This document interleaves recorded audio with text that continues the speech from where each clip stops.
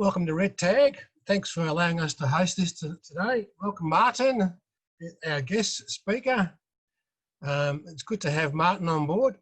Welcome to the other guys in the various clubs. There's guys from Sunshine, Southern, ACT. I'm not sure if the Tasmanian guys, apart from Martin, have hopped on, but I'm sure they will. Mark Youngerman, I'm expecting him coming on board. And to all the other guys that have come on, terrific. So thanks, Martin, for coming on. It's terrific. You're welcome. This should be a terrific event. All right, I'll just run through a few bits and pieces. If you have any questions, can you just wait for questions? Put them into the chat section on your page there, but towards the very end. And then what we'll do is we'll go through each of the questions during question time, and we'll ask Martin those questions. So if you have anything you want to ask, you might want to jot it down, write a note, and wait till that time till we ask those questions. Okay, a little bit about Martin. Martin is one of the world's best ever fly fishing competitors and is the first ever multiple world champion, 4 times world championship gold medals to guide in Australia. So that's an amazing achievement. Martin has been passing on his river fishing skills to the Australian anglers during his brief visits to Australia over the past few years. He has been employed by Fly Fish Australia as the skills coach and technical advisor for the Australian national fly fishing team. In 2017, his immeasurable contribution helped Australia to the best ever World Championship result on mainland Europe. Well done. From European nymphing to dry fly and wet fly fishing, Martin understands it all. He is seen as one of the world's best river anglers and is also at home in Tasmanian lakes. Martin won a staggering 13 international medals between 2004 and 2014. He has individually won first place, the World Championships in 2008, second place, World Championships 2013, third place, World Championships 2006, first place, European Championships 2012, third place, European Championships 2014. Martin has also won 4 Team World Championship gold medals, 2 silvers and 1 bronze medal, along with 3 other European team gold medals. Martin's first World Championships was in Australia in 1999, and he has won multiple Czech titles and medals in his home country. His teaching and guiding experience extends throughout many European countries and across the globe. Amongst his peers, there is no argument that he is the best in his field. His sense of humour, patience and humble, caring nature endears him to all. With a resume never seen before on the Australian soil, his popularity is obvious. Martin has come to Australia from the Czech Republic to guide the Rainbow Lodge Guided Fly Fishing Tasmania. Wow, that's pretty cool. That's a fantastic resume. Well done, Martin. Thank you. Well, Martin, a lot of us Victorians are in isolation. We hope today that we can learn a little about what makes a great fly fisherman and walk away with a few tips and techniques that will help us all on our journey. When did you start fly fishing and what involved you, Martin? I don't remember exactly when I started fly fishing, but it could be when I was 8, 9 or so. And my father showed me the basics and most important stuff. And actually, I saw it probably first time when he showed to my mother how to fly fish, because she used to fly fish, she used to fish, and she used to compete as well. It was just not like big competition, but she used to compete as well.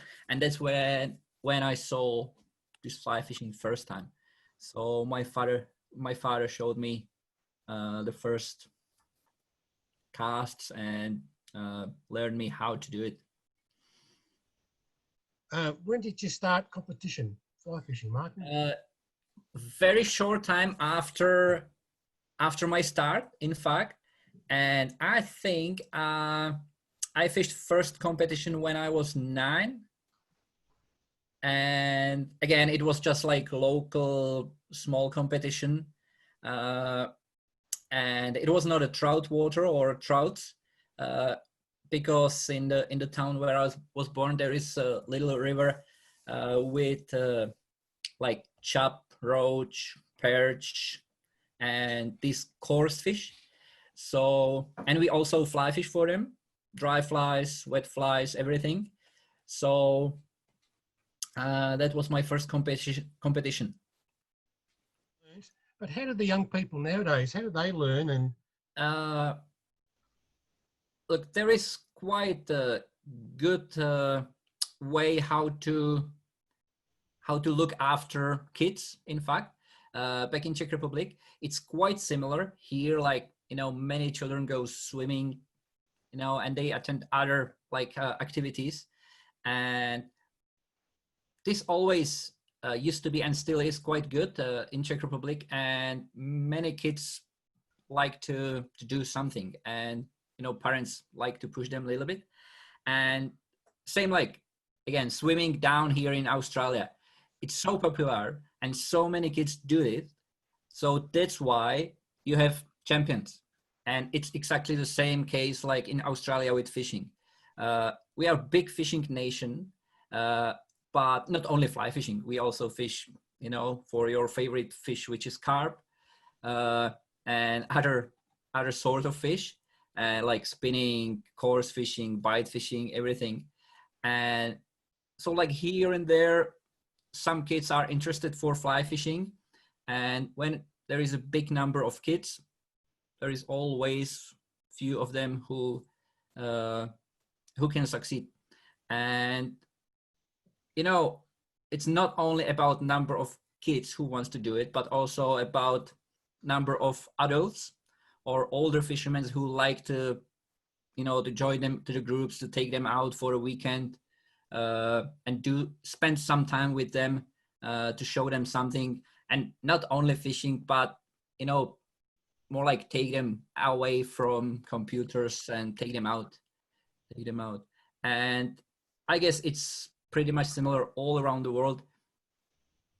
I don't want to say it's easy, but it is a little bit easier to find some money for children, for activities, which is good, of course.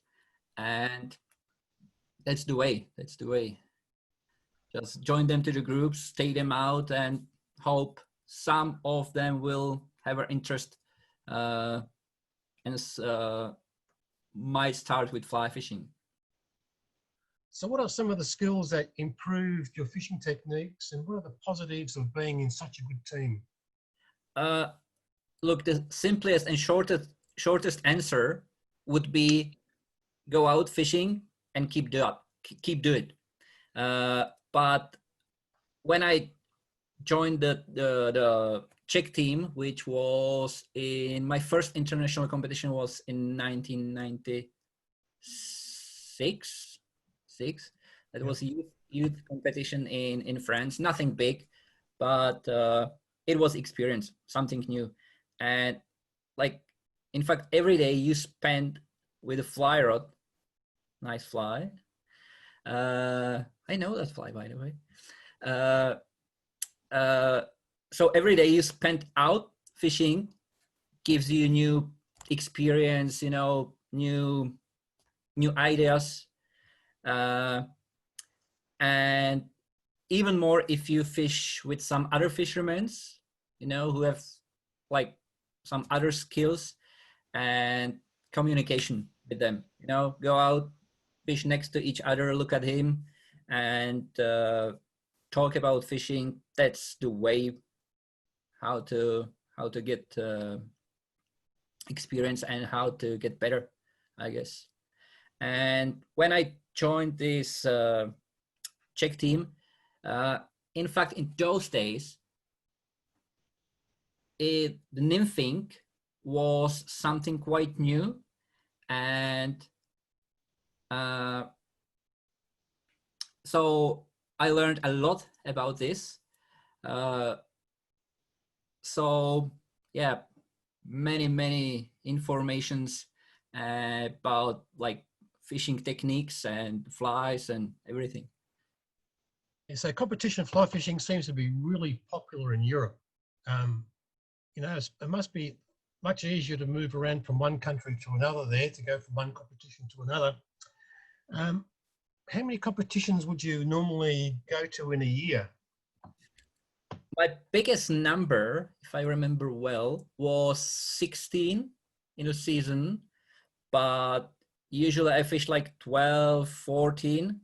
But I know some guys who fished, I don't know, 20, 25 competitions in a year, which is just too many.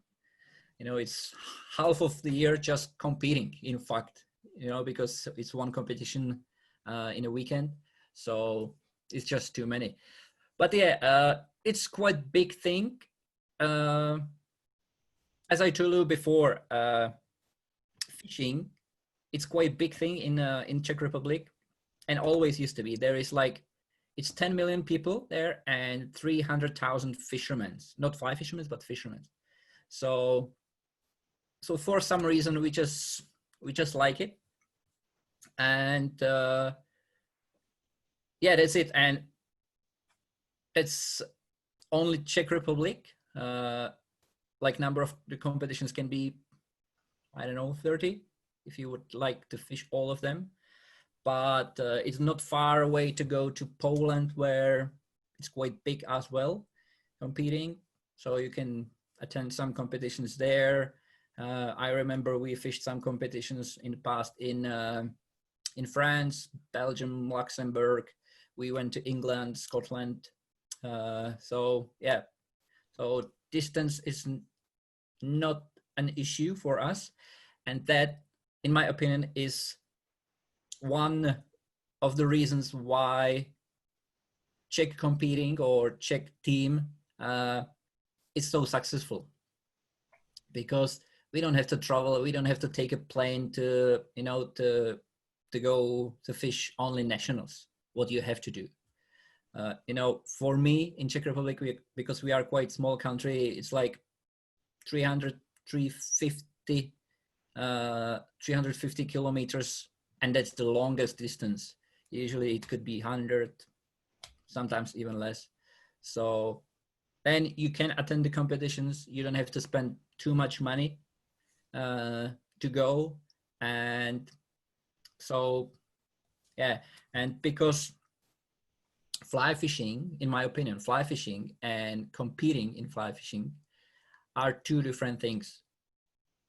And because there is many competitions in Czech Republic, in fact, we practice competing.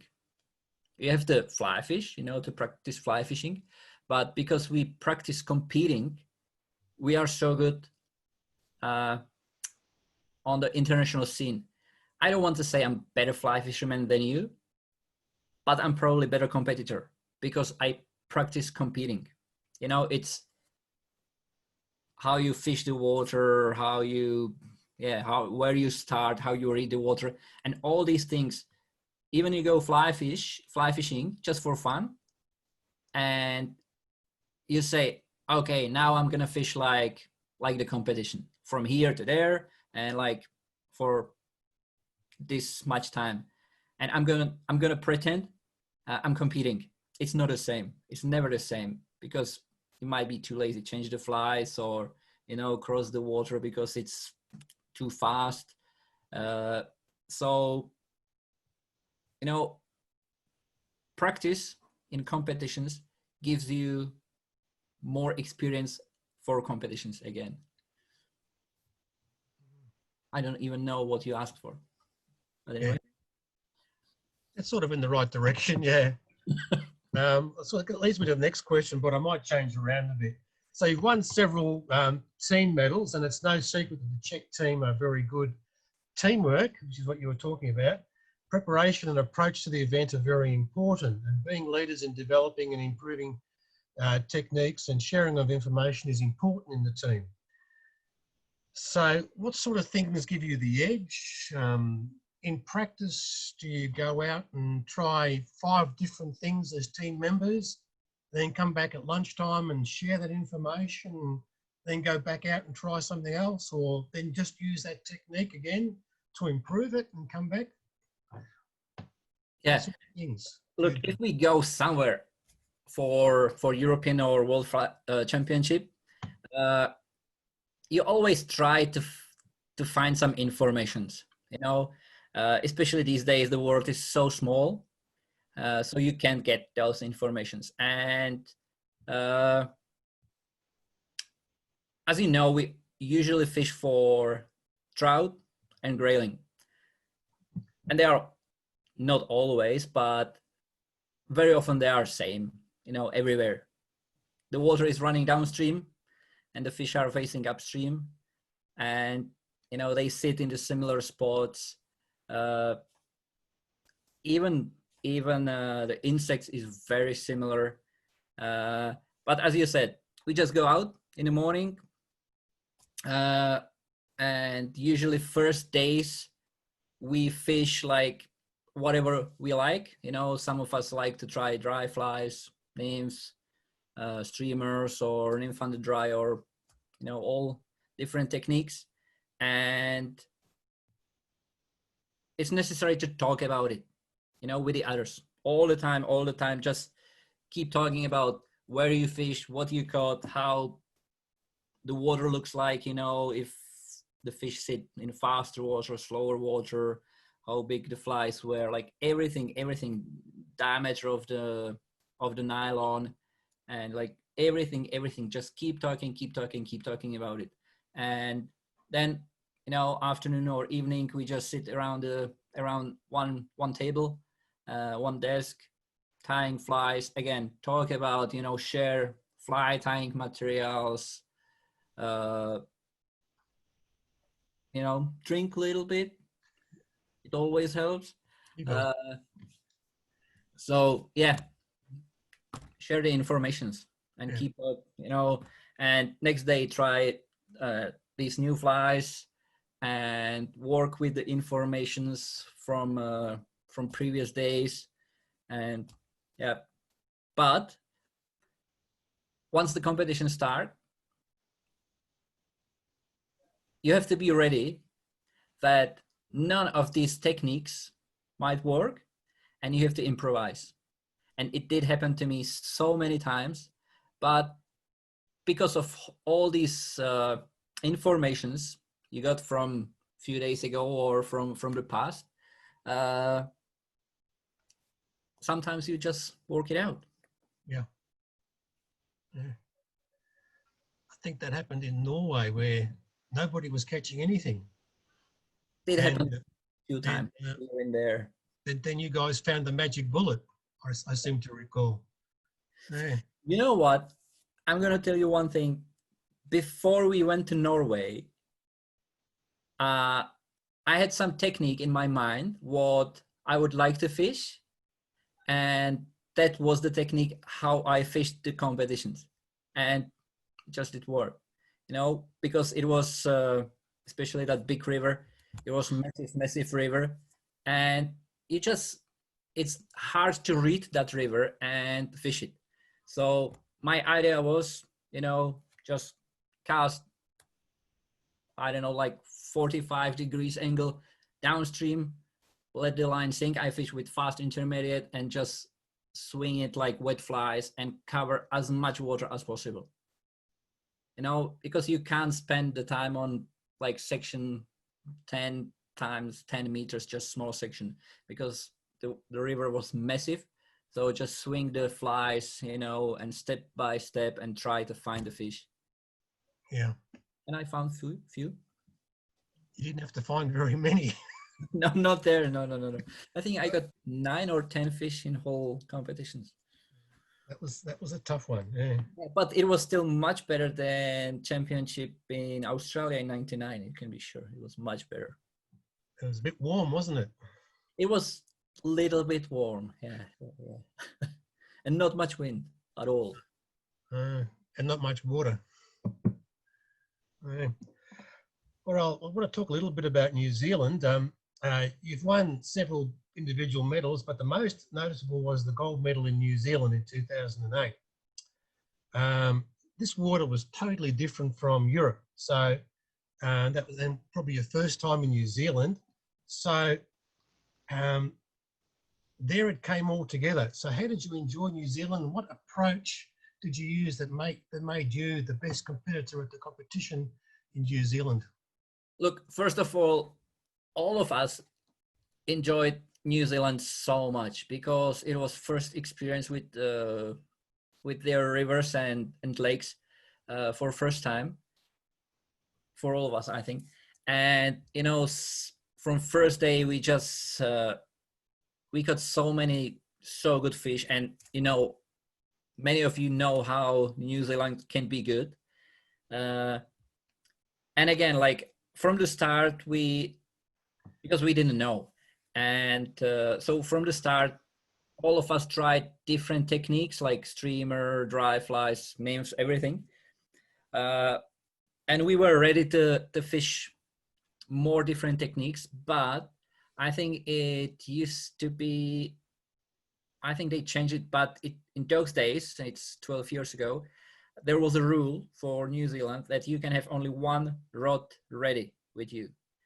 And for us, nymphing was just so productive. So we fished only with, I'm talking about rivers, of course. So we fished only like nymphing. It was a little bit different nymphing than now.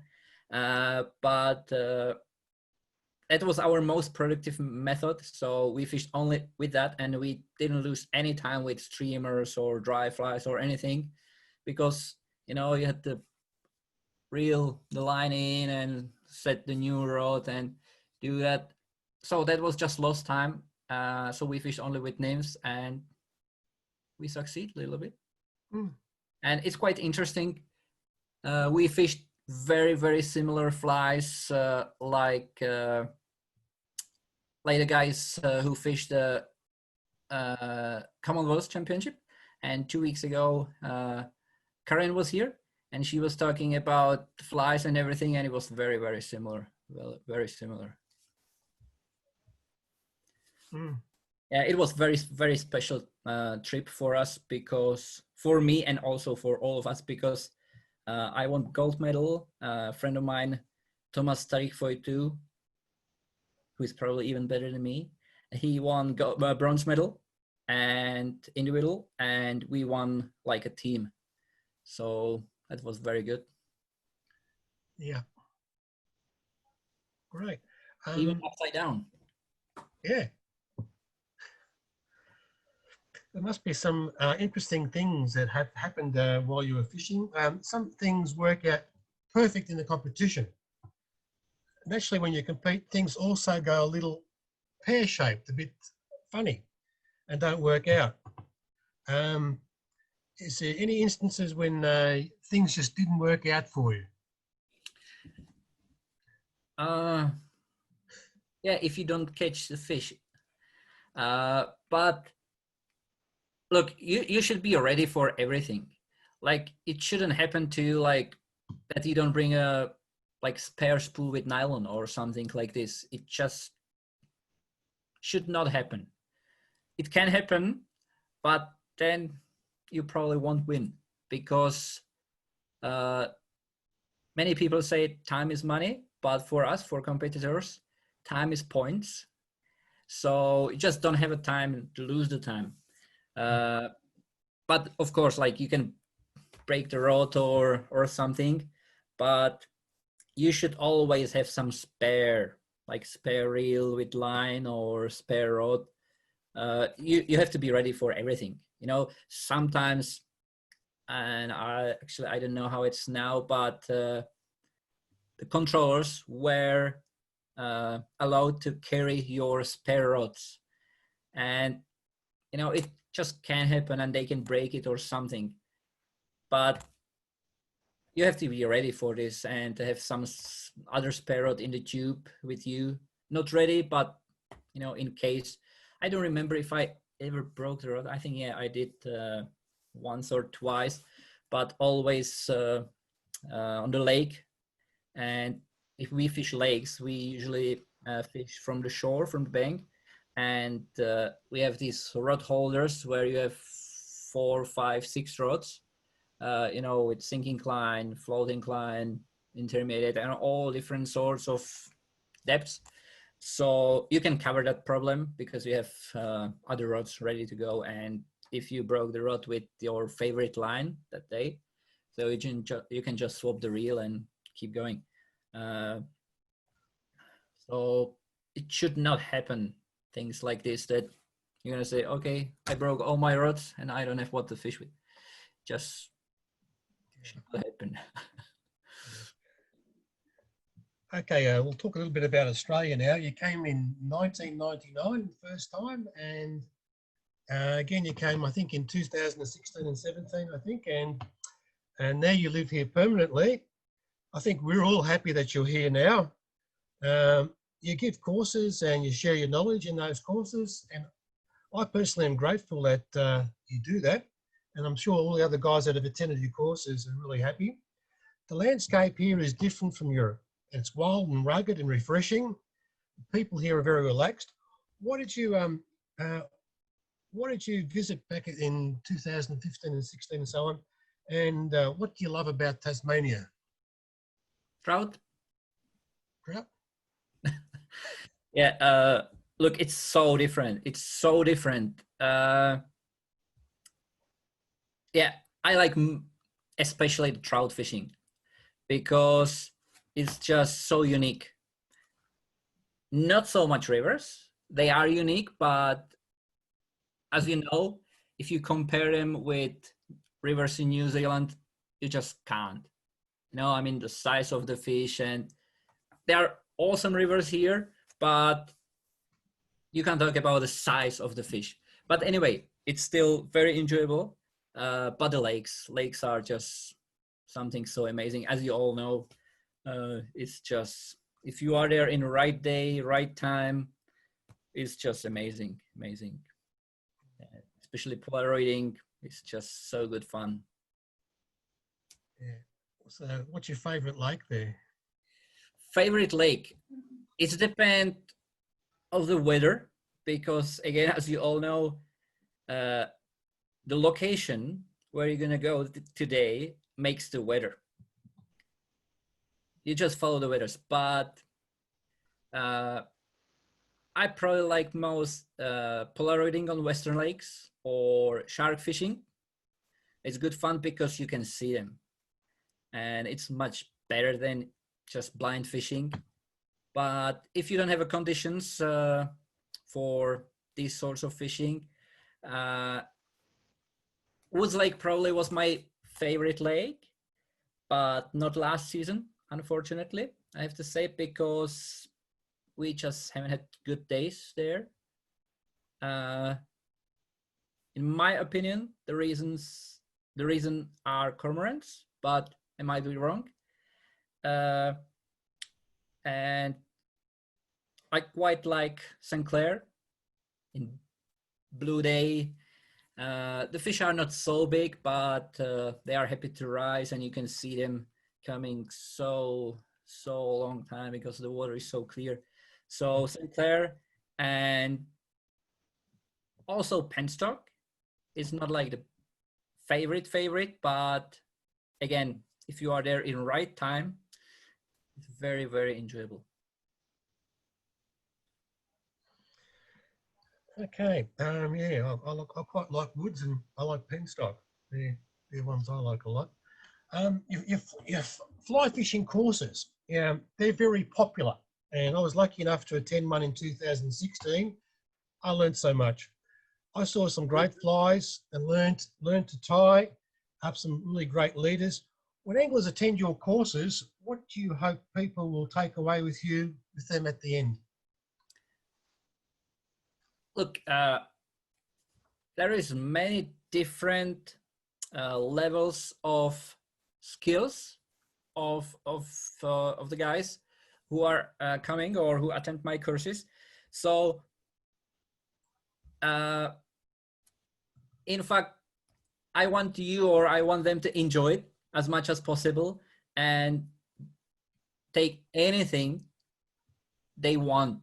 Like, as you know, I'm happy to talk about, yeah, all flies and techniques and anything, and whatever your skill level is, I'm happy to start there and just move you a little bit higher. So yeah, as long as you enjoy it, I'm happy. Yeah. The courses were good because you showed us everything, the rods, the leader setups, the spacing between everything, the flies that work the best, and you tied flies up. That was a really, really useful course. It's good to hear that. Yeah, I know. I photographed everything, and as always. I still have about 150 photographs. But my favourite photographs were your fly boxes, but I can't share that. There is nothing special there. There is Yeah. nothing special. Look, you can find these flies almost everywhere. In fact, my most favorite flies, I shown them so many times that they are everywhere anyway. And as I probably told you on the course as well, it's not so much and not only about the fly. The flies are important, but not so much. So what do you think it is? Is it the presentation or the where you look in the river? Yeah, it's the presentation, how you use them, and where and how you use them. Yeah. The fly is a little bit important, of course it is, but it's more the way how you use that fly. Yeah. Yeah, you have some really good flies, and we have some here. These are the ones you said they were very good, and yeah, you're right. We see these flies always on Facebook. Yeah. There is nothing special on them. So did you want to run through some of these and talk about these flies? Yeah, I'll just move this a little bit aside. Yes, so let's start right bottom, silver bead. Can you see it? Yep. Yeah, it's a red holographic tinsel. Now it's not there anymore.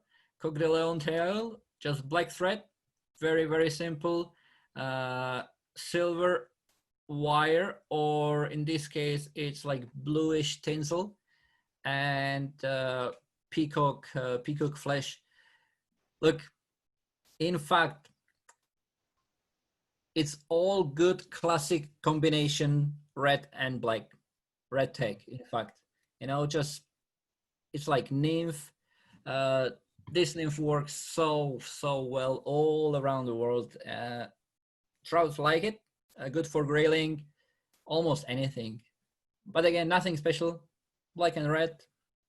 But look, this fly, I know some people call it Droz nymph, but it's not my nymph. There is always some influence from all your friends and what you can see, and so that's how it is. Then again, red beaded woolly bugger, again red and black, very good color combination for trout. And in fact, all lakes up here you can use that fly. And actually, this is the fly what I caught, not all, but some fish in Norway with, on fast intermediate, and just cast it across the stream and let it swing down. So this was, and also on the lakes there. So nothing to lose with this fly, very good. Just above with the gold bead, that's exactly the fly what Karen was talking about 2 weeks ago. We call it squirrel in here because it's squirrel body. This fly helped me so many times all around the world. And I used to fish this fly with copper bead in Norway. I got to fish with. I fished this fly with silver bead in Portugal. With gold bead, it was in Finland where we won some medals. 2008, New Zealand. The best was with black bead. Still one fly and only one fly. So this is very good fly. I like to fish it on the bottom, like a point fly, because it's like a little bit bushier, a little bit bigger. And it can be anything for fish, like some caddis, pupa, or in fact, I don't care what the fish can see in my flies as long as they bite them. Then the next fly above, copper beaded orange tag. Again, so good everywhere. I don't know why the fish like the orange color, but they do like it, definitely. And you can tie this fly with gold bead, pink bead, copper bead, black bead, same like that squirrel below, all different bead colors, pink, black, silver, copper, gold, everything. And dry flies on the left. The top left is eagle owl fly. Eagle owl, yeah. It works quite well, again, when the mayflies are hatching, and good for grayling, good for trout. Yeah, it's just the mayfly pattern I like. The next is a bushy fly, as we call it. Bushy fly is just CDC body, in fact, and you don't see it, but there is little orange crystal flesh tag. And again, I don't exactly know what the fish see in this fly, but they are happy to eat it. And I don't use this fly only like catching fly, but also like indicator for when I fish nymph under dry. It floats very well. It holds like a little nymph underneath, but the fish still eat it, which is good because you fish in fact with two methods in one time, which is good sometimes. And the last fly is like caddis pattern, which I use more like a dropper. And actually these two flies, like this caddis pattern with the gold bead on the left bottom, was the top dropper for in Norway with the black woolly bugger in the middle. So these two flies I fished there in Norway, and again just cast it across the stream and swing it down, step down, cast again, step down, and one cast, one step. That was quite good there. And there is pink tag variation of red tag, which is also the orange tag. This is pink tag. It's good to try a few different colors. Also very good fly. Oh, great. Okay, so with the courses, are you still going to be running courses towards the end of the year, or we don't know? Nobody knows. Nobody knows what's going to happen tomorrow. Unfortunately, yeah, we'll see. We'll see. Yeah, I will let you know if something happens. But look, I don't even know what's going to happen this guiding season. I have some bookings, but most clients are from Victoria or New South Wales, so nobody really knows what's going to happen tomorrow. Yeah. So I found this course really good. Good to hear. The day on the river, and you stand next to us, and you show us where to cast and what to do from the flies you've shown us the day before, and we catch fish, and it's just amazing. That's the point. Yeah, it's just such a wonderful course. Thank you. Well, we thank you for that. Those flies that you talked about, if you only had to pick 4 flies for Tasmania, which four would you pick? Look, if I should pick 2 dry flies and 2 woolly buggers, let's say. So dry flies would be, surprise, surprise, black spinner and red tag. Because look, if you go to fish Western Lakes, you don't need anything else. First of all, you need to find the fish, don't spook it. And once you make a good cast with black spinner, size 14, 12, the fish are so happy to take it.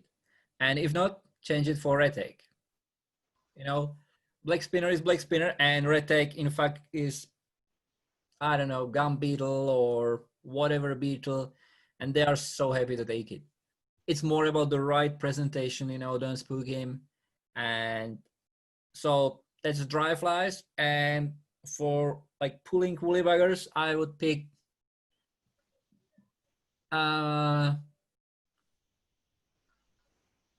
orange beaded Shrek. I think you all know that fly. Yep. And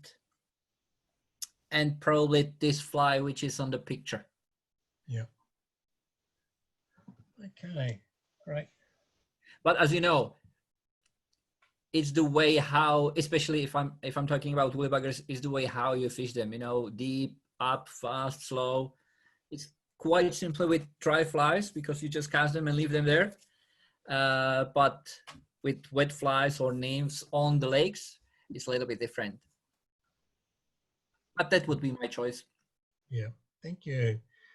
Martin, as usual, you've been very interesting to listen to. Really? Yeah, every time I meet you, I always talk to you and we talk about fishing and about home and the life in Europe and about early days.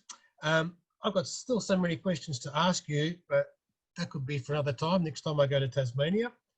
What we're going to do at this stage is, if you have any questions, ladies and gentlemen, can you put them into the chat section, and we'll read them out to Martin, and Martin can answer them. Okay, just give us a minute to stop the PowerPoint presentation, and we can start going through some of these questions. Now, I've got a very cheeky question. It's the first one that's popped up. It comes from a guy that's in the next country to yours, from Poland. Okay, Martin, who invented nymphing, the Poles or the Czechs? That's from the Polish rooster. I won't say what club he's from. As we all know, I don't like that name, but most people all around the world call it Czech nymphing, so that's the way it is. Now, look, I think they just fished somehow how they felt it's good and how they can catch more fish. And in the same time, it was in Poland, in Czech Republic, and it used to be Czechoslovakia in those days. So not only Czech Republic, but also fishermen in Slovakia. You know, we fished their rivers and they fished our rivers. So, and look, same like you could say France, because they also fish with nymphs and very, very successfully, as we know from the results. So fly fishermen's invented nymphing. So does that answer your question, Marion? It does. Yeah. Non-committal. Okay, next question comes from Paul Burgess. How do you treat your CDC flies? Dry them, prep them before use, prep them after they've been in the trout's mouth? What do you do? I use quite a lot CDC. I grease them a little bit with the grease, little bit, just a little bit, not much, because otherwise, you know, you just like squeeze it together. So just little bit. And once you fish them, they get wet because you caught a fish with it. If you don't catch a fish, they won't get wet.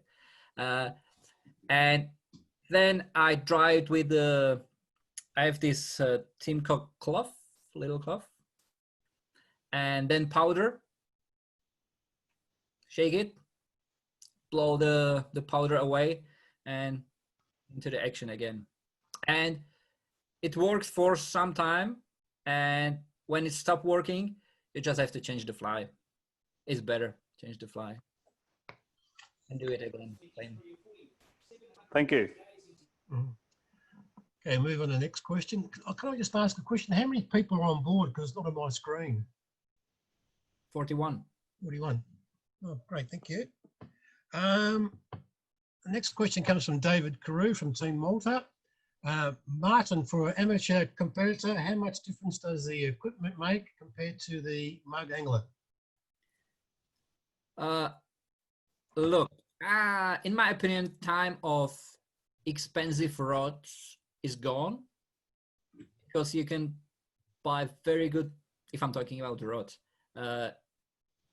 you can buy very good rods for, I don't know, $200, $300, very good rods. But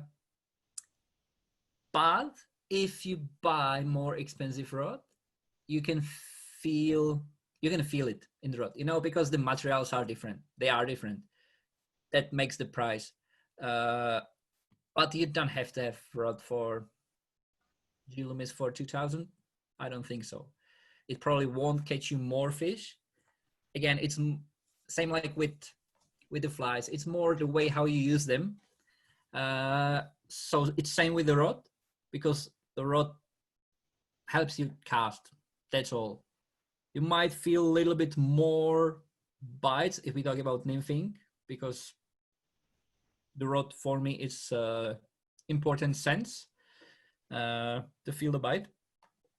But it's not about expensive rods. It's more how you use them, you know, how you cast, presentation. And once you fly fish a little bit, you will feel, but how you cast your line, it's not because of the rod, it's about these. That's unfortunate. That means there's no hope for me. Okay, so do you want to hear it the other way around? To buy the expensive rod? No, that's okay. But that's the result I expected. Thank you very much, Martin. You're very welcome. That's okay. Martin sells expensive rods, David, so you can just go on his webpage and buy some rods. They're actually guaranteed to catch fish. Yeah. But they have to be very expensive, not all expensive. Yeah, they come with a money-back guarantee. Yeah. Next question comes from Michael Nolan. Okay, Michael. When will you fish nymph under dry instead of just a dry fly? So nymph under dry as opposed to a dry fly. Look, if the fish are rising, I prefer to fish only dry, because that's proper and real fly fishing, as we know. If the fish are not rising and it's suitable water for that, like not too deep, not too slow, then nymph under dry might be good. And as we know, trout they eat something around 80% of their food from under the surface. So that's why our nymphing, it's so good and so productive. So look, it's so easy to change the dry fly and nymph under dry. It's just a matter of 1 or 2 knots. So if you have suitable water for dry fly, just fish dry. If you have like a little bit faster water, or you just want to dry it, just put the nymph underneath. I like both methods, and both of them in the right time, right day, right conditions, they are so productive. Yeah, it's quite tricky question, like when and why. Every day is different. Okay, thanks, Martin. Next one comes from Marshall. How do you fish to midging fish in lakes? Fish that are on midge. Look, I didn't fish it many times down here, because it can be very good down here on Great Lake. How you fish it? Just cast very well. Present the fly very well. That's the best way. Long leaders, of course, but you have to be able, you know, to manage them and to roll them, to present them well. Yeah, and again, keep trying it. Marshall, Give me some simple questions. This Yeah, is, just on that, what sort of fly would you use? Would you use just a little F fly or a small nymph? probably not nymph, because these fish, you don't see them so well, and they are quite slow, so they don't, so you wouldn't see probably the bite, and the nymph also might sink a little bit too deep. These fish, they stay high.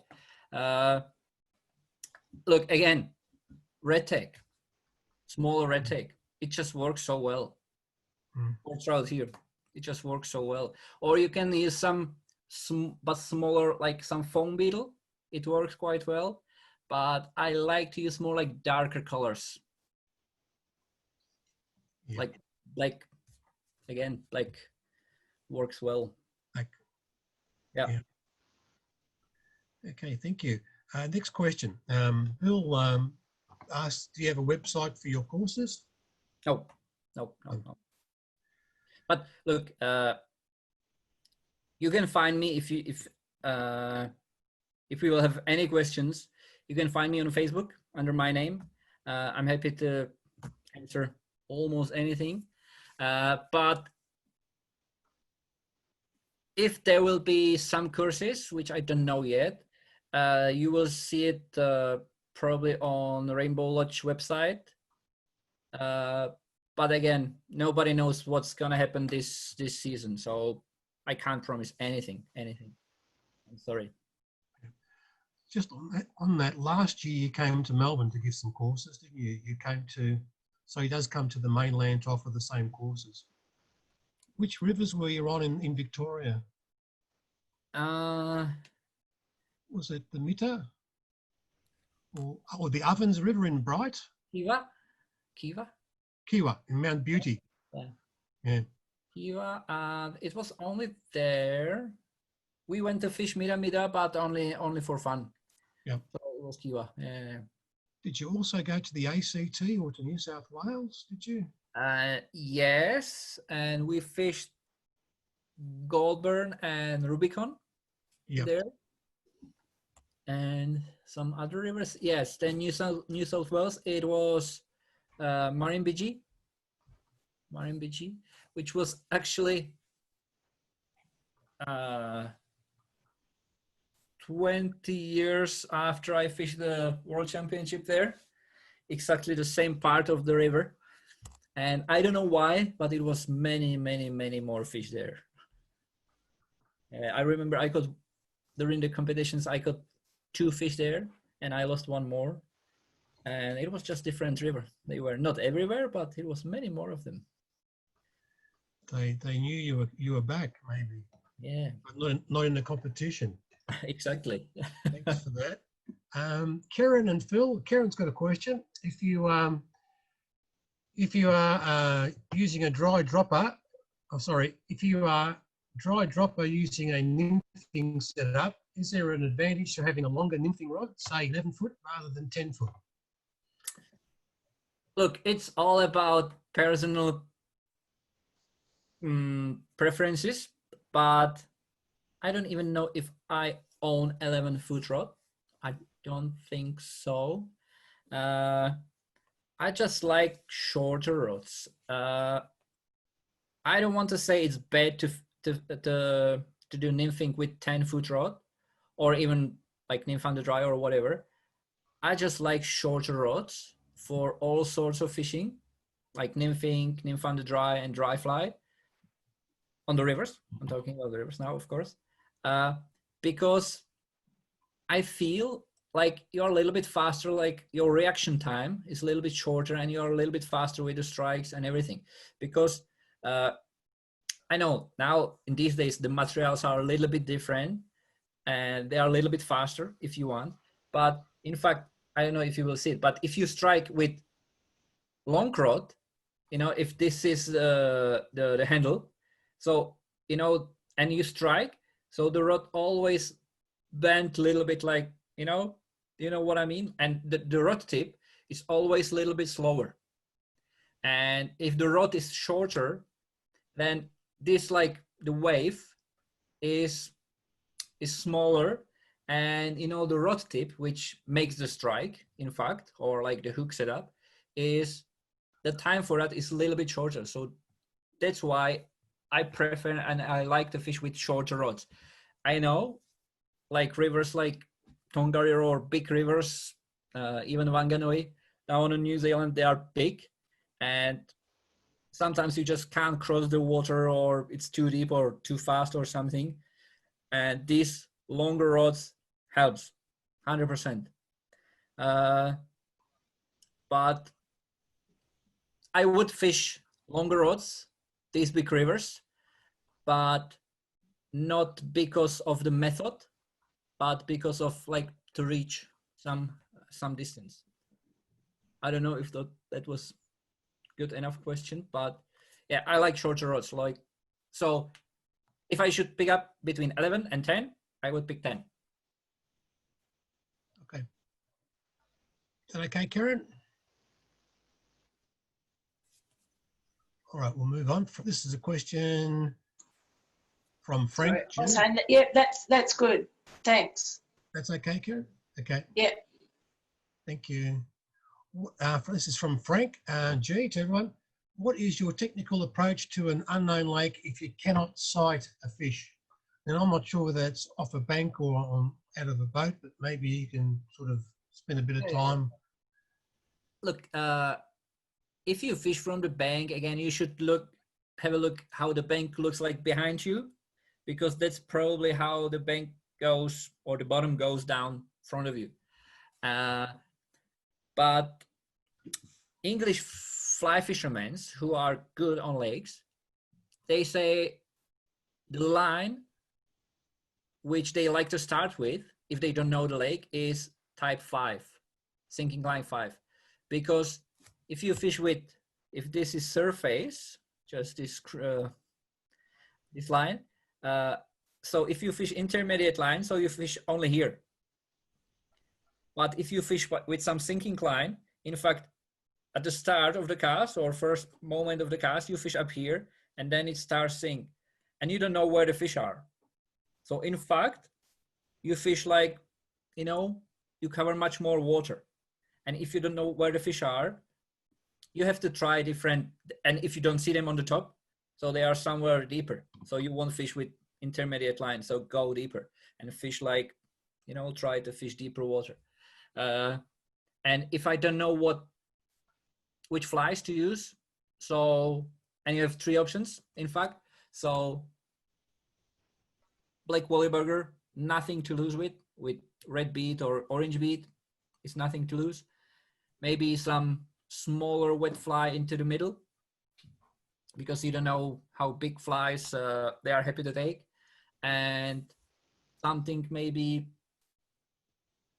little bit like brighter on the top dropper.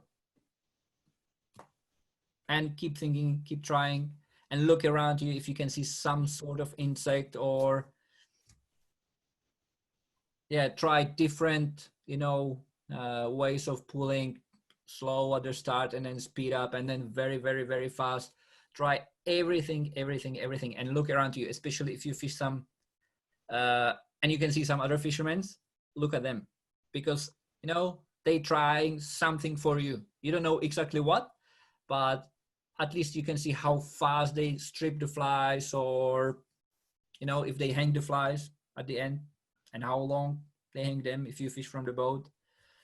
So still look around you all the time. Thanks, Martin. Is that okay, Frank? It's not, but what you can do.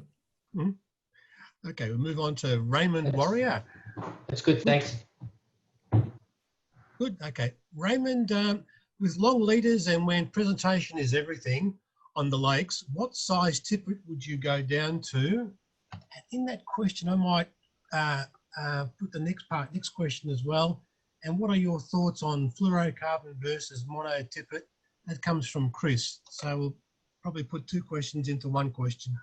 I remember one day, it's like 2 years ago on Penstock, I went there and it was glass and blue day and glass. And like here and there, fish were rising for red spinners, which I couldn't catch them with.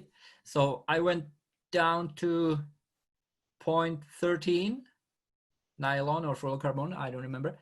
And flies, nymphs like size 18, 16, like river nymphs, in fact, and I start catching them. So you can go very much down with the diameter of the nylon, but you also have to go down with the rod weight, because very often if you go down, you snap them in a strike. So if you would fish with 7-weight rod, and yeah, like 0.14 or something, very often, because the rod is just too stiff, you can snap them in the strike. So if you feel you should go down because of some circumstances with the nylon diameter, you should also go down with the rod weight, softer, it works, it does bend a little bit more if you strike too hard. That's when you fish like slow nymphing or nymph under dry, and you don't strip it. If you strip woolly buggers in rough conditions, there is no need to go down under 0.18, I think, because when you strip and the fish take it in that moment, you are just empty without the flies. So, and if you strip fast, the fish, they just don't have time to look at the leader or nylon, or if it's fluorocarbon or nylon, or I don't think so. And fluorocarbon and nylon, I think it does make a difference, maybe only for dry fly fishing, because fluorocarbon is heavier, especially like bigger nylons, and just sinks.